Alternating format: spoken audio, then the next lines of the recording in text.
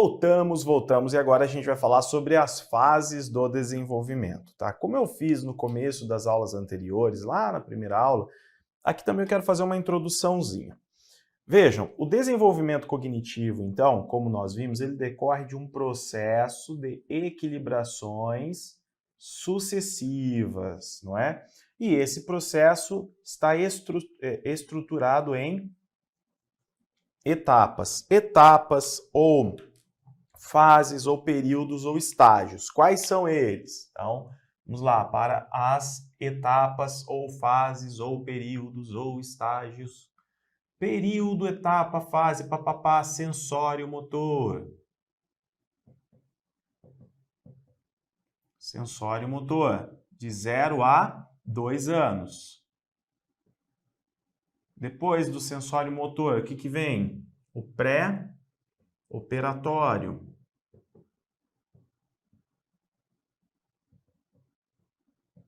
Pré-operatório, 2 a 7 anos. Depois, operatório concreto. Já um outro estágio de desenvolvimento. A criança vai apresentar outras possibilidades. Mais ou menos 7 a 11 anos, 7 a 12 anos.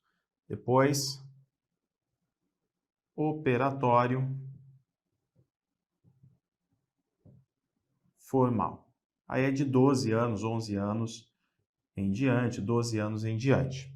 Ok? Um ponto muito importante, gente, um ponto muito importante. Isso aqui não corresponde exatamente à idade da criança, tá? Então, esse desenvolvimento aqui, por exemplo, o desenvolvimento que a criança vai apresentar em cada etapa não corresponde exatamente ao desenvolvimento cronológico da criança, à idade da criança. Então, por exemplo, tem crianças que podem ter um ritmo de desenvolvimento mais acelerado. Então, tem crianças, por exemplo, que podem, né, aqui o pré-operatório de 2 a 6 anos e com 6 anos entrar já apresentar um desenvolvimento correspondente à fase operatória concreta. Isso é possível. Por quê? Isso depende de estímulos, depende de ritmo de aprendizagem das crianças, depende do ambiente sociocultural onde ela está e tudo mais. Por isso que aqui eu coloquei, ó. Então, os sujeitos, no caso, principalmente as crianças, elas vão apresentar diferentes ritmos de aprendizagem. Cada etapa que nós vimos aqui define um momento do desenvolvimento, né? Então, mas como nós vimos, esses períodos, essas etapas nem sempre vão corresponder, então, à idade da criança, à idade cronológica dela, justamente por isso. Agora, todas as crianças vão passar por esses períodos. O que o Piaget vai dizer, mais cedo ou mais tarde, todas as crianças vão passar por esses períodos. Por isso que quando a gente está estudando ali, quando você estuda, por exemplo, psicologia da educação, e você estuda, de repente, ali Piaget, Vygotsky, de repente você estuda também a psicanálise, né, autores da psicanálise, etc. Como que a gente identifica a criança de Piaget? Como uma criança universal.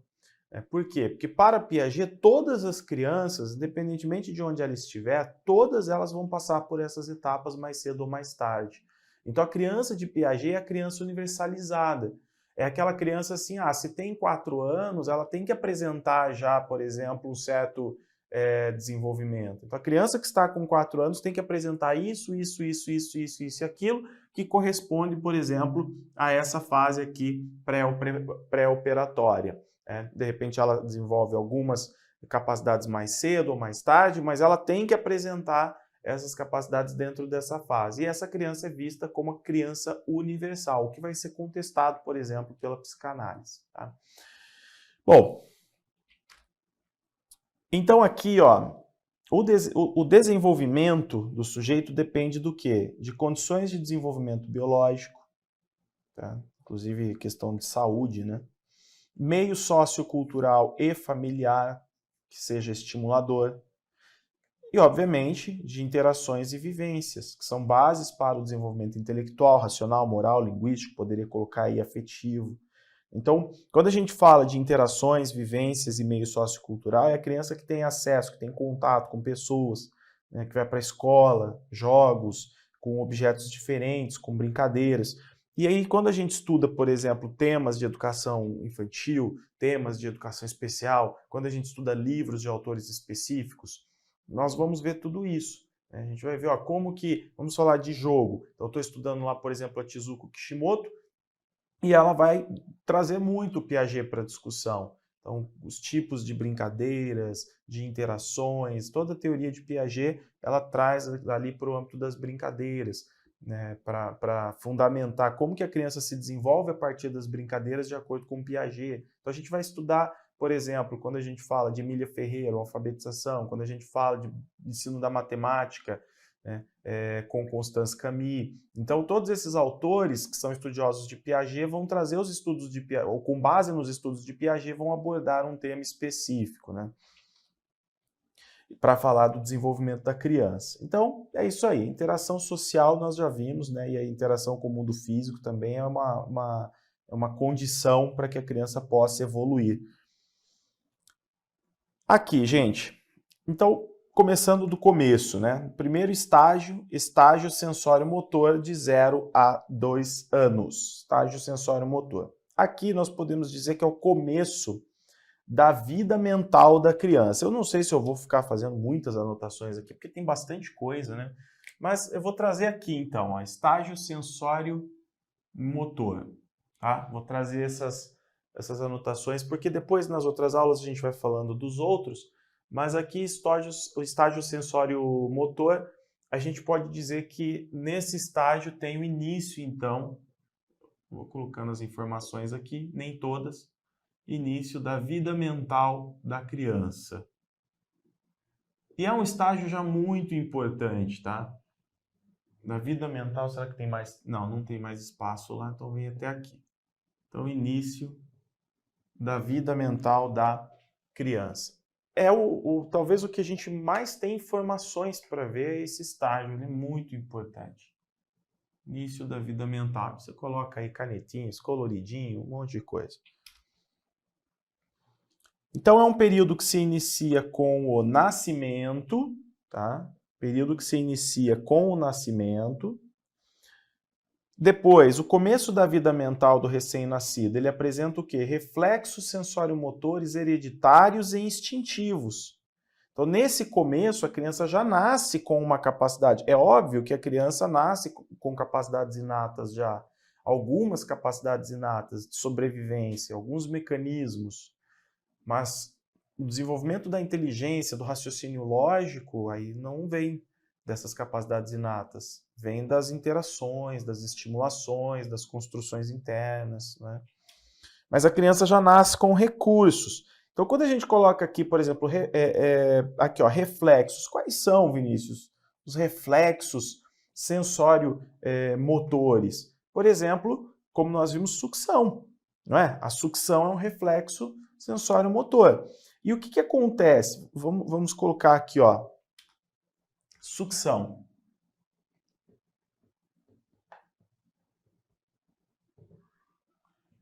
Na verdade, nós até falamos, né? O que acontece com esses reflexos, enfim.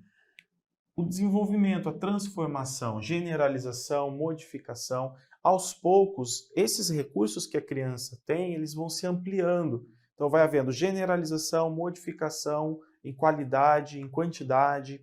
Né? A criança vai desenvolver, por exemplo, no caso dos reflexos, ela vai tornar esses reflexos aqui mais, com o tempo, mais complexos. Vou colocar aqui assim, tá? Então, o que é isso, Vinícius? Complexos. Esses reflexos vão sendo aperfeiçoados pela criança. E a criança, gente, assim, a gente coloca assim, né?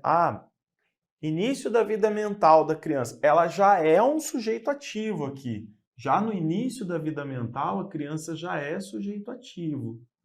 Então, ela já vai aprender a partir das interações, ela já vai enfrentar os desafios que vão aparecendo para ela já nesse início, na mais tenra idade, não é?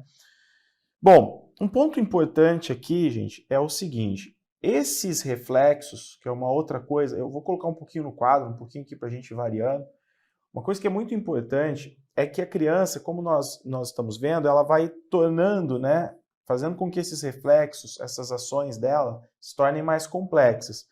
E em que isso é importante? Importante é que a criança vai conseguir conquistar, existe aqui uma conquista.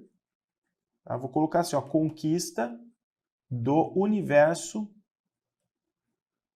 prático. Como assim, Vinícius? Conquista do universo prático. Vejam que a criança, ela está num cenário em que existem objetos, imagens, pessoas, as coisas estão acontecendo. E a criança vai conseguindo, né, ela vai desenvolvendo a capacidade de perceber essas coisas que estão acontecendo. Então a criança, aos poucos, ela já direciona o olhar, ela já tonifica a postura. Tudo bem que quando a gente fala de tonificação de postura, etc., a gente vai mais para o Valon, né? A importância do ato motor, do desenvolvimento motor, para o desenvolvimento psíquico da criança. Mas isso não quer dizer que com o Piaget não aconteça, né? Não esteja dentro das percepções de Piaget. Então a criança, ela vai sofrendo a maturação junto às interações que ela tem com o adulto, ela vai aprendendo a perceber o meio. Aos poucos ela consegue se deslocar no espaço mais próximo. Aos poucos ela consegue melhorar a interação dela com o adulto. Aquilo que é um mero balbúcio se torna já uma forma de comunicação um pouco mais apropriada. Aos poucos a criança consegue manusear melhor os objetos, pegar, arremessar. Então a exploração vai aumentando gradativamente. Então ela vai conquistando o universo prático, ela vai melhorando a interação dela com aquilo que está ao redor, que é chamado então de universo prático. O universo prático é o universo que cerca a criança. E o que ela está desenvolvendo basicamente aí? Percepção e movimentos. E o Piaget, então, entende que esse desenvolvimento de percepção e movimentos tem a ver, então, com o desenvolvimento de esquema de ação, né? A criança está desenvolvendo esquemas de ação, e já no período sensório-motor, a criança desenvolve o que, então? Inteligência prática. Inteligência prática. Eu vou anotar aqui, não tudo, mas algumas coisas aqui no quadro, até porque eu vou tendo como referência, né, para a gente ir raciocinando, pensando aí sobre a teoria de Piaget. Mas são duas palavras importantes aqui para você reconhecer numa questão, para você responder uma questão. Inteligência prática relacionada, então, a período sensório-motor. Nesse período, já está acontecendo a organização ali de esquemas de ação, desenvolvimento de esquemas de ação. Quando a criança pega alguma coisa, quando ela lança alguma coisa, quando ela utiliza tem inclusive, deixa eu voltar aqui para vocês, tem inclusive aquele exemplo do banquinho, né? Que a criança já quer alcançar alguma coisa, então a criança, de repente, ela já engatinha, ela já está começando a andar, ela já começa a empurrar as coisas. Quando ela começa a andar, ela já começa a pegar as coisas para subir em cima. Então, a criança vai utilizando o que está ao redor dela como instrumentos para outras ações. Então, trata-se de desenvolvimento de novos esquemas de ação, inteligência prática, tudo isso no período sensório-motor. Beleza. O ponto 3, gente, dando sequência ao que eu estou falando, nesse estágio ocorre a organização psicológica básica em todos os aspectos, tá? No aspecto perceptivo, motor, intelectual, afetivo e social. Então, nós estamos falando de organização psicológica básica. Então, 3 palavrinhas bem importantes aí também para você responder suas questões. 4. No início dessa fase, o bebê traz tudo para si. Então, aqui é o comportamento. Piaget vai descrever o comportamento da criança dentro dessa fase do período. No início dessa fase, o bebê traz tudo para si. Pega e manipula tudo que vê, ou seja, seus movimentos são sempre no sentido de trazer os objetos em direção ao seu corpo, para explorá-los ou simplesmente, com muita frequência, levá-los à boca em uma assimilação sensório-motora. Ao longo do tempo, mais próximo dos 2 anos de idade, quando se iniciam a linguagem e o pensamento, o bebê vai se apropriando pouco a pouco do mundo exterior. Olha que interessante, ele começa primeiro trazendo tudo para si, né? Por exemplo, trazendo para a boca, para próximo do corpo. E isso já implica um processo de assimilação sensório-motora. Então, o que é a assimilação? O que é o processo de assimilação? É, na verdade, uma ação externa. Não é? A criança, quando ela traz alguma coisa para si e utiliza a boca, ela está utilizando a boca, aquele contato, para experimentar o objeto. Para experimentar o objeto. Interessante isso, né? Então, veja, nós estamos falando de assimilação já no primeiro período, no período sensório-motor, para desenvolvimento de inteligência prática. Ao longo do tempo, mais próximo dos 2 anos de idade, quando se iniciam a linguagem e o pensamento, o bebê vai se apropriando pouco a pouco do mundo exterior, físico e social que o cerca. Por exemplo, com linguagem e pensamento, a criança já consegue agora compreender as coisas a partir de representação. Lembra que nós vimos aquela tabelinha de quais são os esquemas de ação da criança nas fases? Então, nós vimos nas aulas anteriores, não é? Então, quando surgem esses sistemas simbólicos aí, por exemplo, a linguagem, a capacidade de associar linguagem e pensamento, correlacionar os dois, né? O que é muito estudado pelo Vygotsky, enfim, a criança desenvolve outras capacidades, outros esquemas de ação, que são esquemas mais complexos, tá? Mais complexos. Bem, o que mais, gente, que nós precisamos ver aqui? A criança, gente, outra coisa que você pode colocar é que próximo dos 2 anos, então, com linguagem, com pensamento e tal, a criança ela desenvolve uma capacidade que é de explorar melhor, em outras palavras. Eu gosto assim de outras palavras porque pode cair de diversas formas para você essas coisas na prova, né? Mas a criança vai desenvolvendo formas de compreender o mundo externo. É isso que está acontecendo, né? Então ela está desenvolvendo ali capacidades para compreender o que acontece no mundo externo, no mundo exterior. O que mais?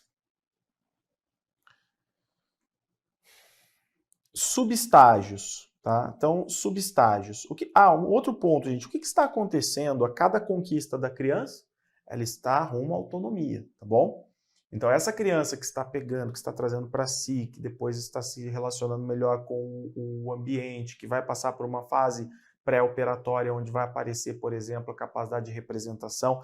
Isso é importante. Eu escrevi aqui representação, mas essa capacidade vai aparecer mais lá nos outros estágios, por exemplo, né? Ela começa mais primitiva, vai se desenvolvendo também a capacidade de representar, mas ela não é típica do sensório motor, não é típica desse período. Ela vai se desenvolver, a linguagem e o pensamento vão ser importantes para esse desenvolvimento. Fecha parênteses. Agora, a criança, cada conquista dessa leva ela para a sua autonomia. Ela está desenvolvendo aos poucos a sua autonomia, né? Então aqui, gente, tem os subestágios. Subestágios. Primeiro, do nascimento até 1 mês de vida, os reflexos inatos vão sendo controlados e coordenados, tá? Então, do nascimento até 1 mês de vida, 1 mês de vida. Porém, não acrescentam nada de novo ao desenvolvimento. Então, esses reflexos inatos, eles são importantes por quê? Porque é a forma que a criança tem de se conectar ao meio social. É a única forma que ela tem. Por exemplo, quando a gente fala assim, um ponto interessante, né? Não acrescentam nada de novo ao desenvolvimento. Em outras palavras, diante de tudo que nós vimos, o que significa isso? Se não acrescenta nada de novo ao desenvolvimento nesse período, quer dizer que a criança não sofre reestruturações, modificações. Quer dizer que ela sofre, em outras palavras, pouca acomodação, tá? Sofre pouca acomodação. Escrevam aí, coloquem aí. Sofre pouca acomodação, ok? E esses reflexos refletem o quê? A herança genética. Então, do nascimento ao mês de vida, a criança é muito dependente herança genética e é um período em que ela sofre pouca acomodação. Basicamente não tem assim reestruturação de esquemas, modificação de esquemas, complementação de esquemas. E aí vai para um outro subestágio do período sensório-motor. Segundo subestágio, de 1 mês a 4 meses e meio, mais ou menos. Então, a criança, depois de executar por acaso uma ação que provoca uma satisfação, passa a repetir essa mesma ação. Tá? Óbvio, repetidas vezes. O que é chamado de reação circular. Olha lá para a sua prova. Reação circular. Ok? Então, a criança fez alguma coisa e percebeu que aquilo trouxe satisfação para ela. Opa! Gente, quem tem filho sabe. Você vai ao pediatra e você fala assim, viu? Eu faço isso ou não faço? Dou isso ou não dou? Aí o pediatra fala assim, cuidado, porque a criança, quando ela gosta de alguma coisa, ela quer o tempo todo. Então, se, por exemplo, a criança começa a chorar à noite e você toda hora levanta, não no primeiro, segundo mês, talvez lá no quarto mês, toda hora você levanta para dar mamar, por que ela está chorando muitas vezes? Não é nem de fome, ela quer a mãe, ela quer a presença da mãe. Se você ficar atendendo o choro, ela vai chorar muitas vezes, isso vai fazer parte do comportamento dela, acordar várias vezes à noite. Então, o que a gente faz? Você não atende a criança, né? Ou você utiliza a técnica da naninha lá, do sono e tal, tem N técnicas, né? Mas a ideia é você não permitir que essa reação circular aconteça. Como que você não permite? Através de condicionamento. É interessante isso, né? Você não satisfaz aquilo que a criança quer que seja satisfeito. Então, assim, só uma curiosidade, mas é interessante, porque essa reação circular está no segundo subestágio do período sensório-motor, tá? Então, a criança, o que ela faz, por exemplo? Ela gosta de pôr o dedo na boca. Ah, é gostoso? Toda hora ela coloca o dedo na boca. No caso, coloca o polegar, né, na boca. Ainda, é nessa etapa que os bebês começam a atentar para os sons, demonstrando capacidade de coordenar diferentes tipos de informações sensoriais, como visão e audição, e a coordenar seu universo visual com o tátil. Tá? Então, coordenação visual. Ó. Gente, faça um esqueminha seu, um mapa mental, sei lá, mas guarde bem essas informações para você não errar esse tipo de questão na prova. Porque a informação está aí, não é? Então, esse subestágio aí, o segundo, é momento do quê? De coordenação de informações visuais e motoras. A criança, por exemplo, quando ela estende a mão, por exemplo, para pegar um objeto, ela já está meio que começando a coordenar essa noção de distância. Né? Então, ela já começa a saber que se ela estender a mão, ela consegue pegar as coisas. E ela vai melhorando essa coordenação. Faz parte disso. Outra coisa, gente. Terceiro, 4 a 8 meses. É durante esse período que as reações circulares do bebê passam a ser secundárias. Ou seja, essa reação circular que começa no segundo subestágio, no terceiro passa a ser secundária. O foco da ação é externo ao bebê, tá? Ou seja, o foco da ação é externo ao bebê, como quando a criança descobre um brinquedo e o utiliza para brincar. Então, a criança aqui, ela já está o quê? Ela já está direcionando, você pode colocar aí a atenção dela, para o mundo externo, para o mundo externo. Então, a reação circular primária, ela se torna agora secundária. Na verdade, é isso. A reação circular primária agora vai se tornar secundária. E a criança, por exemplo, em vez de colocar o dedo aqui e ficar, que gostoso, o que ela vai fazer? Ela vai começar agora a se direcionar para o mundo externo. Então, o tempo todo aparece um objeto externo, ela quer ir pegar, ela quer se movimentar, ela quer ter acesso àquilo que cerca, aqueles objetos, a tudo que está cercando ela, tudo bem? Então, existe essa mudança aí de reações circulares primárias para as secundárias, ok? Depois, pessoal, quarto subestágio, de 8 a 12 meses. Há um desenvolvimento agora na coordenação das reações circulares secundárias. Assim, o bebê já possui maior controle sobre a manipulação do meio externo e conduz ações voltadas a um objetivo. Então, quando a criança faz alguma coisa, já existe o quê? Intencionalidade. Ela já pretende fazer alguma coisa. Olha lá, como que a criança já está se desenvolvendo rumo à autonomia. Então, por exemplo, aqueles esquemas mais elementares, como, por exemplo, alcançar um objeto, alguma coisa, eles já são muito mais coordenados. Porque a criança agora ela consegue realmente exercer uma ação intencional e muitas vezes consegue o objetivo dela. Por quê? Porque essas ações já estão mais organizadas. Tá? Essa coordenação de esquemas elementares já existe, essa organização desses esquemas elementares. A criança aqui já é capaz de comportar-se deliberadamente, dotada de intencionalidade.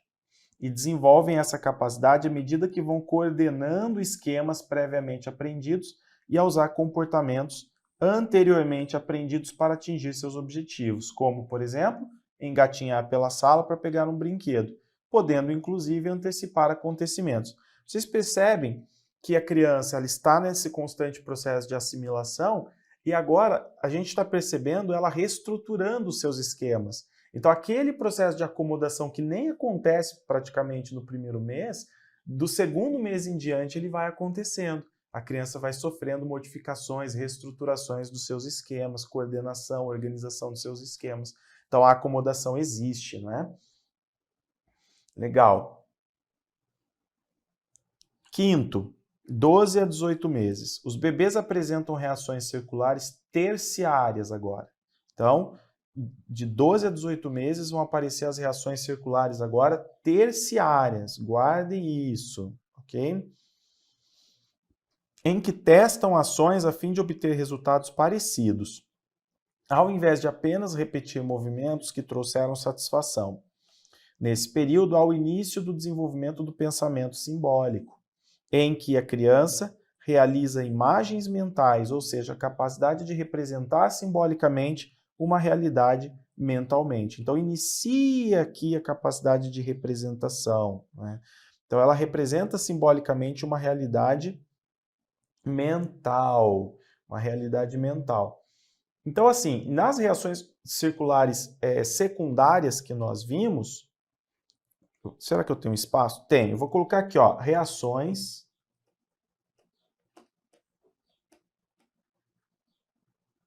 circulares secundárias, elas são diferentes das reações circulares terciárias, tá? Aqui eu já vou passar até uma informação bem específica, né? Se uma prova cobrar isso, meio mundo cai. Então, assim, menos você. Então, assim, ó, no caso das reações circulares secundárias, elas envolvem que tipo de esquemas? Vamos colocar, envolvem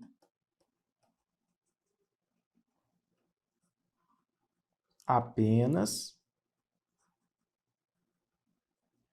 esquemas que já foram adquiridos, tá? Vou colocar assim, anteriormente adquiridos. Apenas esses esquemas. Agora, quando a gente fala das terciárias é diferente. Então aqui, ó, a criança já adquiriu um esquema e ela simplesmente repete aquele esquema. No caso da terciária, não. A criança tenta fazer as coisas e muitas vezes ela erra e muitas vezes ela fica brava por errar. Então é um outro caráter. Aqui, ó, tem caráter de tentativa e erro. Ok? Lembrando que o Piaget dá bastante atenção para o erro das crianças, né? Por que a criança age como age? A criança já... Aqui a gente começa a perceber bem a lógica infantil, né? Que condiciona, que direciona a ação da criança, enfim. Bom, sexto subestágio e último, 18 a 24 meses, há o domínio da permanência do objeto. Agora existe o domínio da permanência do objeto, ou seja, a representação dos objetos ausentes e de seus deslocamentos. a representação, ou seja, a capacidade de representar mentalmente objetos e ações na memória, principalmente através de símbolos, incluindo os numerais, significa dizer que os bebês conseguem representar o mundo para si mesmos, envolvendo-se, portanto, em ações mentais reais. Então, é a capacidade que a criança tem agora de manipular símbolos. Tá? E é isso que amplia o quê? A sua percepção, é isso que amplia a sua capacidade de experienciar as coisas. Então, a criança agora, ela não está mais presa àquelas experiências imediatas. A bola, por exemplo, a criança pode se lembrar da bola e querer a bola. A princípio, a criança queria a bola porque ela via. Ah, viu a bola, quer a bola. Agora não. Agora a criança pode, de repente, querer alguma coisa que não está diante dela. Ela pode olhar para um objeto e se lembrar de outro. Ela pode se lembrar de um objeto que está na memória, né? Então a criança já tem uma condição de experienciar aquilo que não está imediatamente ali presente para ela. E um ponto importante é que nós estamos, então, numa transição agora para o estágio pré-operatório. Tá? Então, a gente tem aí essa transição nesse momento. Eu vou colocar aqui sexto subestágio, porque por ser essa transição para o estágio pré-operacional, né? Então, vamos colocar aqui assim, ó. As crianças não estão mais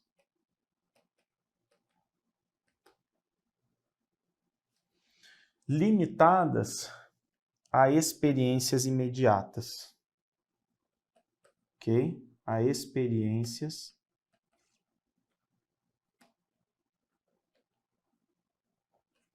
imediatas, tá aí. Isso aqui é um ponto bem importante. E agora a gente vai, esse subestágio é o subestágio de transição para o estágio pré-operacional, e agora a gente vai analisar o estágio pré-operacional ou pré-operatório, ok? Vou fazer uma pausa e já volto.